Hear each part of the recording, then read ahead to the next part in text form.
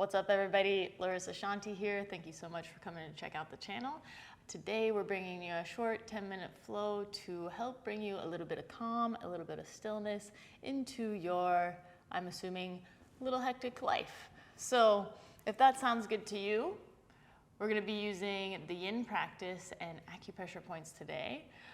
So for those of you that don't know what yin is, it is a slower paced practice where we hold poses for a sustained period of time, and it allows us a little bit more opportunity to kind of explore the body and explore ourselves. So if that sounds good to you, come join me on the mat.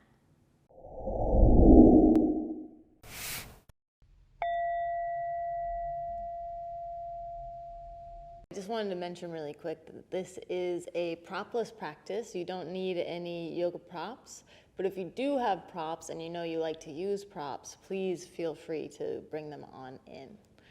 With that being said, let's make our way down to the mat on our backs.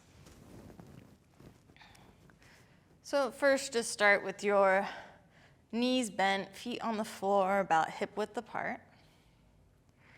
And then allow the knees to open up, bring the soles of your feet together. So we're coming into a reclined butterfly pose.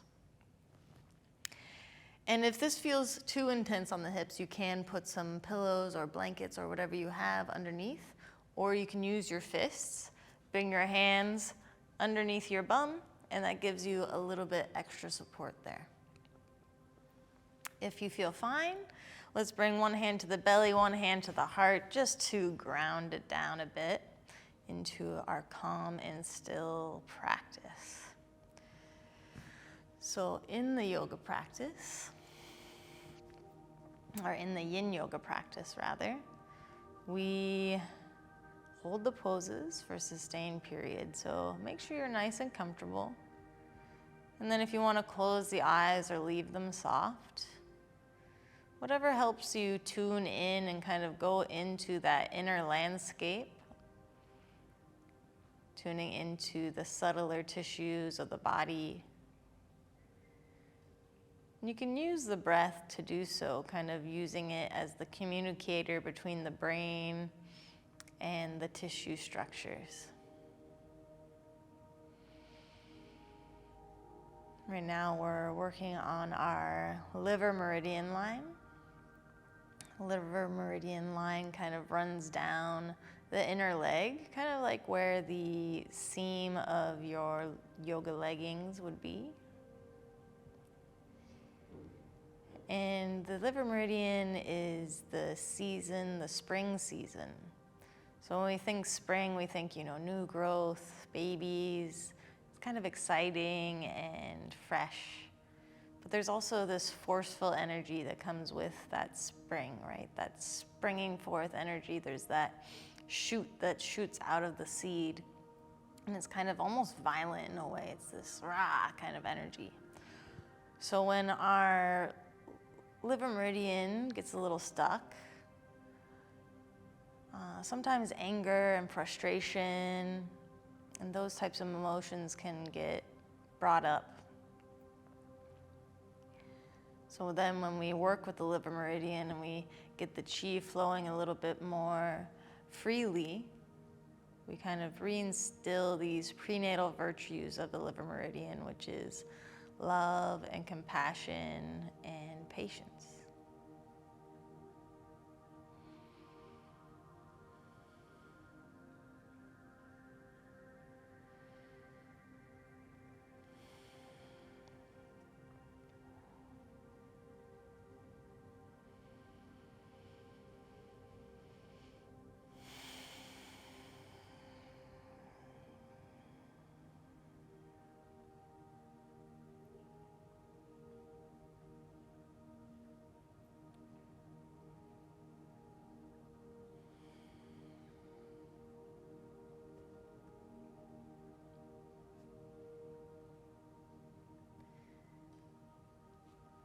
Now, when you're ready, start to reach down towards your feet, and you're going to bring your feet up towards your hands, keeping that butterfly pose shape. So see if you can reach your hands around the feet. And while you're here with this kind of elevated butterfly pose, see if you can use your thumbs to press into the point right in between your big toe and your second toe. So right there on the foot, where the base of the toe meets the foot. And just give a little gentle pressure, a little rub. Maybe you can kind of sense and feel the spot and like, oh yeah, that's the spot. This is our L1 acupressure point, and this works with the liver meridian and kind of helps that chi flow downwards and descend.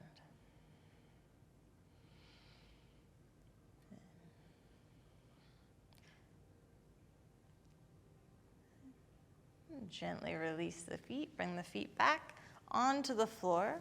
Start to walk them out to the edges of your mat. And then allow the knees to fall in towards each other. So we kind of relax that inner thigh tissue that we were just stretching in our butterfly pose. In our yin practice, we always want to take time in between our stretches to allow the tissues to come back to neutral. And this also allows time for our nervous system to come back to neutral before going into the next pose.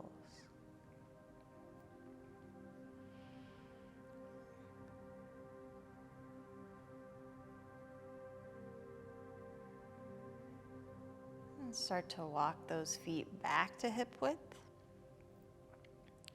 Then we're gonna grab our right knee, bring it up to the chest, give a little squeeze. And then see if you can reach the foot here. Again, bringing your thumb to that same L1 point. And then we're also gonna press into right in between the pinky toe and the second to last toe on that side. And that's a gallbladder pressure point. And working these both together, since they both work together, it kind of is a really nice combination. Just giving a gentle rub there. And then start to bring your ankle over that opposite leg, opening into your figure four. You can take your arms out to a T, and then let the legs fall over to the left, keeping that figure four shape. So now you're doing like this figure four twist, getting a nice stretch in the outer right hip or somewhere else. You might be feeling it in the body. And this is kind of where our gallbladder line runs, is on the outside of the leg. And our gallbladder works in conjunction with the liver, just like it does in our actual biological systems. It also works with the meridian system as well. So take a moment here, find some stillness, go into those subtler tissues of the body. See if you can use the breath as the language to communicate. Seeing where you can soften and let go. And also seeing where you kind of need to hold on and maintain the pose.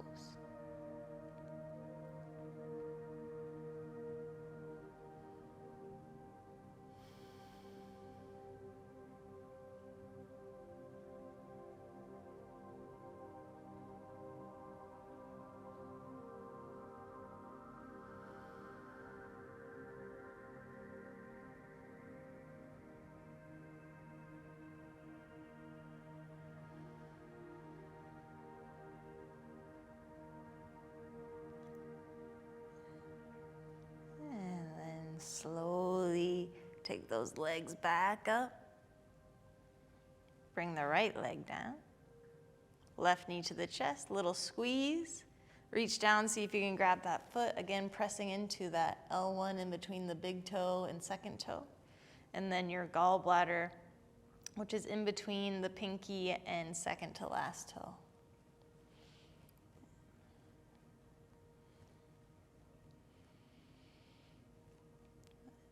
And then bring that ankle over the opposite leg, creating that figure four shape. Arms can come out to a T, or maybe you want to do cactus arms. That'll give you a little bit more of a shoulder stretch. And then allow those legs to fall over to the right. You can look in the opposite direction of the legs too, getting more into a twist. And then again, just Take your time scanning the inner landscape of the body, noticing where you're feeling the stretch, and seeing if you can use the breath, breathing a little bit of length, a little bit of softness into those spaces.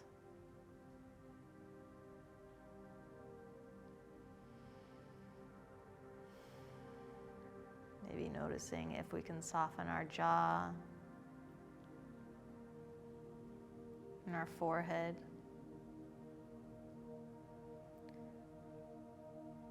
And seeing how, when we soften in those spaces, how it can affect the rest of the body.